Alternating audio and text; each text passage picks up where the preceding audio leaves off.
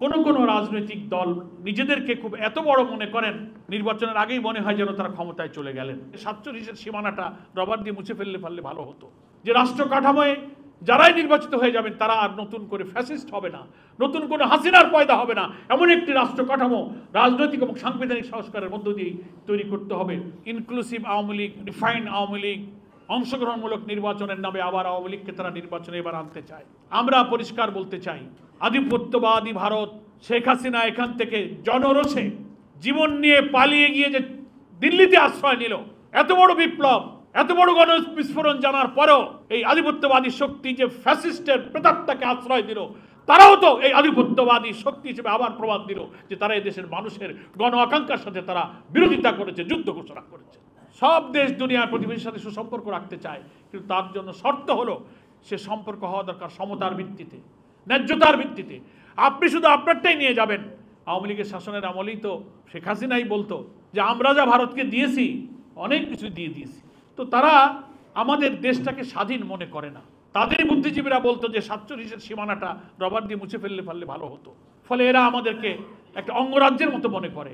আগামী ডিসেম্বরে অর্থাৎ নির্বাচনী যে তফসিল ঘোষণা হওয়ার সম্ভাবনা, 26 সালের ফেব্রুয়ারির সম্ভব নির্বাচনের যে টাইমলাইন ঘোষণা করা হয়েছে, বাংলাদেশের গণতন্ত্রের যে অভিযাত্রা, গণ আকাঙ্ক্ষার প্রতিফলনের মধ্য দিয়ে আমাদের এই হাজার হাজার কোটি কোটি মানুষের আত্মদানের সুফল যদি ফিরিয়ে আনতে হয়, জনগণের নির্বাচিত প্রতিনিধির কাছে ক্ষমতা হস্তান্তরের মধ্য দিয়ে আমাদের সেই আশা আমাদের পূরণ করতে হবে। কিন্তু প্রোভাইডেড আমরা বলেছি বিদ্যমান রাষ্ট্র কাঠামোকে বদলে দিয়ে নতুন সংস্কারের মধ্য দিয়ে একটি নতুন রাষ্ট্র কাঠামো গঠন করা, যার ভিত্তিতে নতুন একটি রাষ্ট্র, নতুন একটি বাংলাদেশ তৈরি হবে।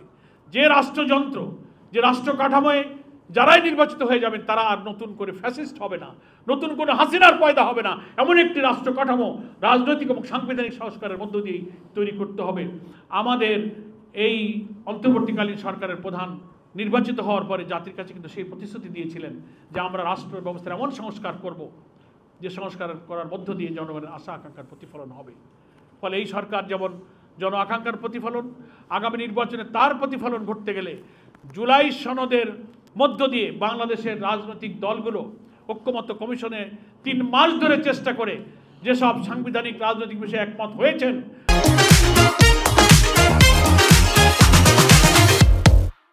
এটি ইনসাফপূর্ণ, বৈষম্যহীন একটা ন্যায্য মানুষের জন্য মানবিক বাংলাদেশ তৈরি হতে পারে। কিন্তু আমরা দেখতে পাচ্ছি জনগণের সেই আকাঙ্ক্ষা পূরণের পথে কোন রাজনৈতিক দল নিজেদেরকে খুব এত বড় মনে করেন, নির্বাচনের আগেই মনে হয় যেন তারা ক্ষমতায় চলে গেলেন, ক্ষমতার কাছাকাছি মনে করে তারা যা বলবেন তাই যেন হতে হবে। বাংলাদেশে প্রায় 31টি দল এই সংস্কারের কার্যক্রমে ঐক্যমত্য কমিশনে সহযোগিতা করছেন।